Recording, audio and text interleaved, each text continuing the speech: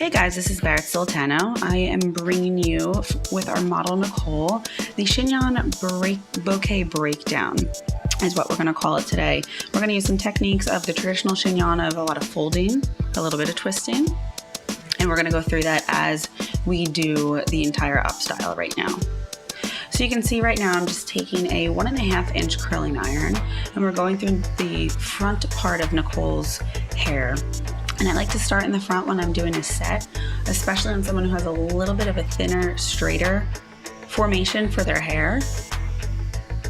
Just because you let that set, you let the curl sit in there a little bit longer to let the curl formation happen.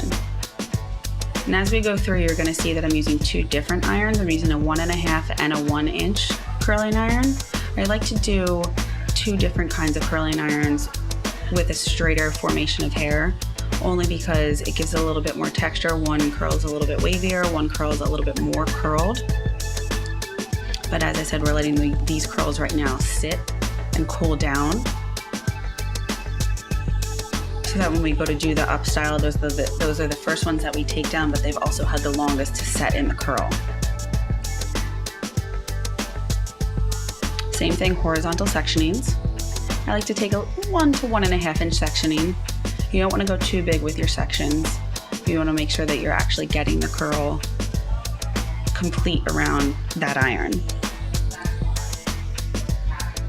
And if not the entire section, if you have those little baby fine hairs in the front, go through and just put a little bend in them, because you are gonna get those up in the style as you go through.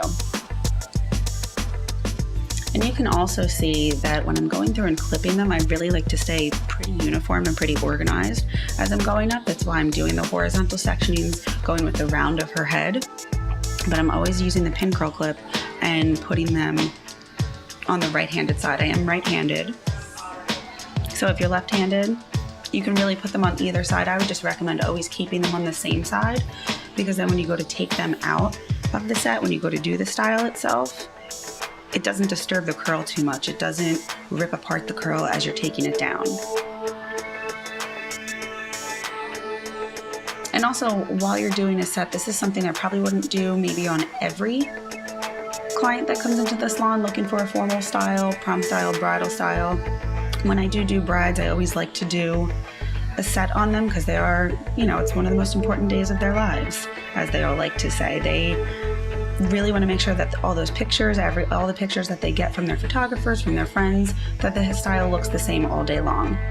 So if someone were coming in just for a night out on the town, you wouldn't necessarily have to do a complete set on them if their hair holds a curl pretty well. Like I said before, if they don't hold a curl, I would go through and do maybe a quicker set, or at least to add a little bit of bend into their hair and let the curl cool off. So now the back sectionings, we're going to go from the nape all the way up to the crown, horizontal sectionings, changing every other row with the 1 inch to the 1.5 inch. As we get to the top, I really like to split that. I like to use the bigger curling iron as we get to the top sections, because that's more than likely where you're going to add a little bit more volume, if you are going to add the volume to the up style.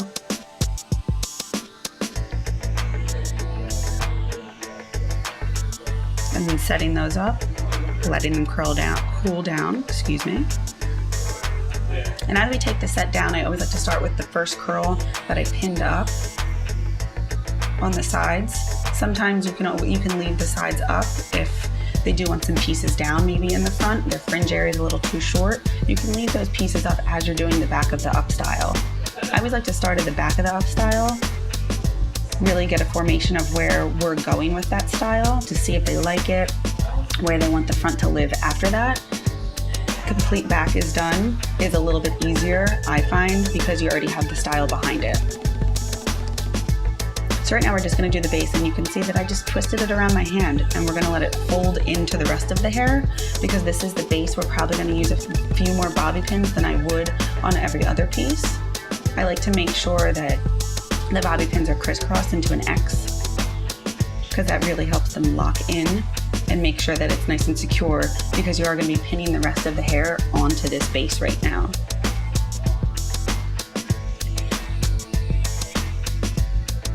The chopstick's really one of the things that I use a lot when it comes in upstyling, and you're going to see me using it to fold the hair into other pieces of the hair. You're going to see me using it to section the hair away, and you're also going to see me using it just to fold in the edges of the hair as well.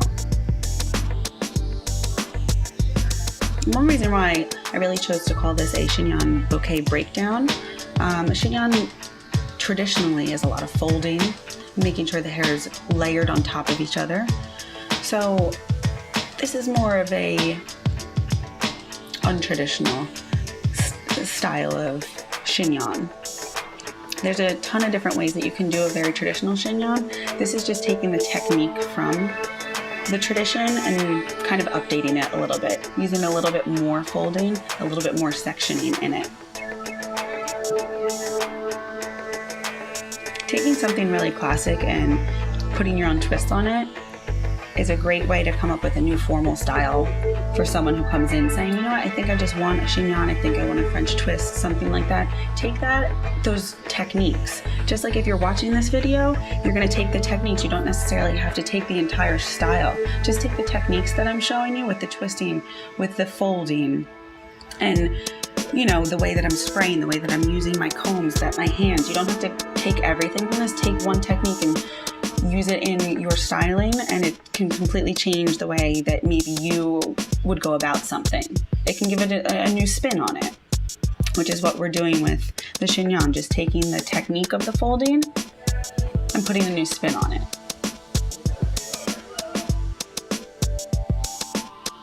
And you're gonna see that I use a lot of bobby pins, but I don't ever open them with my mouth. That is a huge no-no in my book. I feel that if a client sees you open a bobby pin with your teeth or your mouth, then they're gonna wonder, okay, now she's gonna go put that in my hair. So I would say just using, you don't have to open the bobby pin completely, but if you just pinch it open with your fingertips and then slide it up and then back down, you're gonna see, you've seen me do that quite a bit with each section. Go up and down with the bobby pin or even the hairpin. It really slides in nicely and hides the bobby pin, because you never really want to see those bobby pin ends sticking out in a formal style. And you always want to make sure that you're using the same colored bobby pins as your client's hair. If you have a blonde client, make sure you're not using the black bobby pins. There we go with the sliding up, sliding back down, kind of tweaking those little tails right there.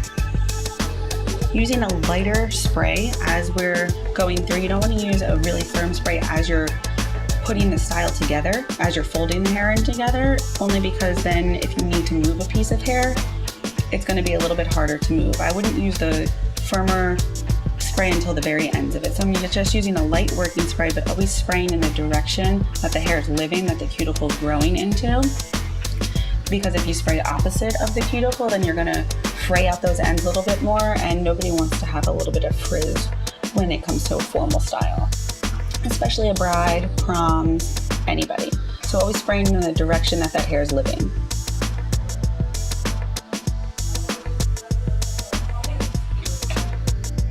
A really important question to always ask your client too. It may seem really simple and that you wouldn't think would bother a lot of people is, do you want your ears covered? Do you want the tops of it, the hair laying on it? Do you want it behind it?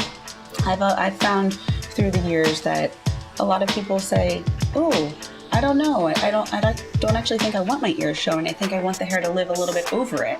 So that's one thing as you're getting to the front sections of this style that you want to make sure that you ask somebody, do you want it on that or do you not?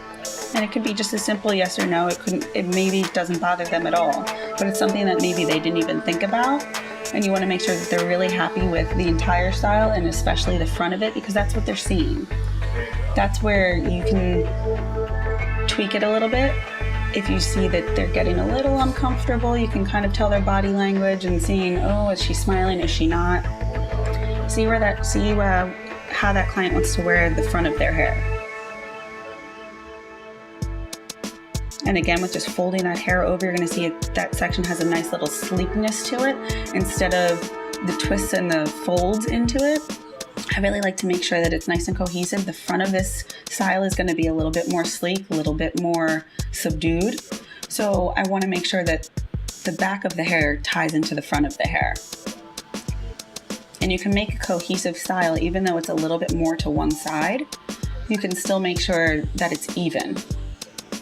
You can make sure that the volume's even all the way around, that you have the sleekness on one side that you have on the other side, as well as in the back.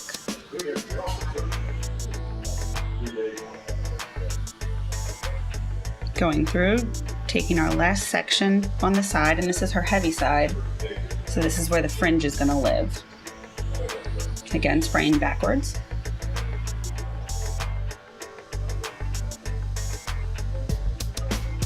Doing a little fold right there, a little twist, but always stepping in front. Use your mirror as a stylist. Step in front of that client to see if that piece of hair is going to look right from the front. It may look right from the back and where you're placing it, but sometimes if you step in front of them, it has a whole different look. There we go, just opening that bobby pin with the tips of my finger, folding the hair around each other, stepping in front, seeing where I want those ends to live.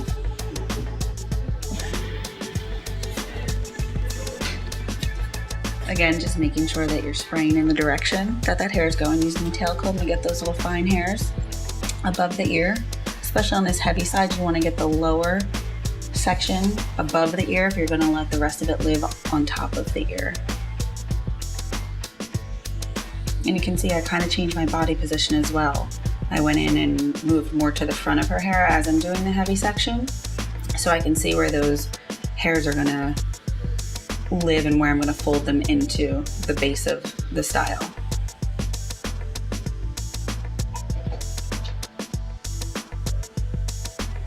I think using hairpins is really important when it comes to upstyling, especially when you're doing the front of the hair or doing the tops of it, because those are the parts that the client's going to see. They're not going to see the base underneath everything because we folded everything and layered everything on top of each other. So you really want to make sure that those pieces are nice and slick, but using the hairpin to put it in place and then see if you like where it is, stepping in front of it as you've seen me do it quite a few times during the video. And then going back in and putting a bobby pin in it, or maybe putting another hairpin in there. We're getting to the fringe section of her hair. Again, spraying in that direction. You're going to see that a lot in this section.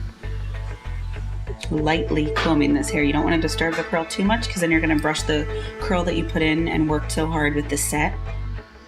You're going to brush it completely out if we go a little harsh with the brushing. Again, just folding that hair nicely into it.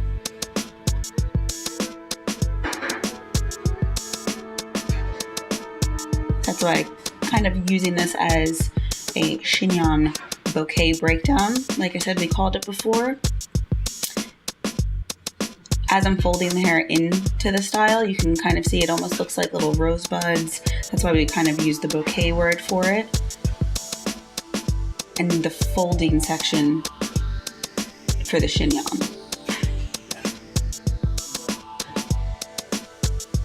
And if you have any little hairs out of place, you can take a step back at it and then see that it might need a bobby pin or a hairpin if it's a larger piece. Using the bobby pin for the larger pieces and the hairpins for those little fine pieces that you can just slide right into the rest of it. Fringe is really important. Just to use the tail comb or the end of my brush just to place that in there nice and sleek. And there you have a nice formal style for our model Nicole, the chignon bouquet breakdown.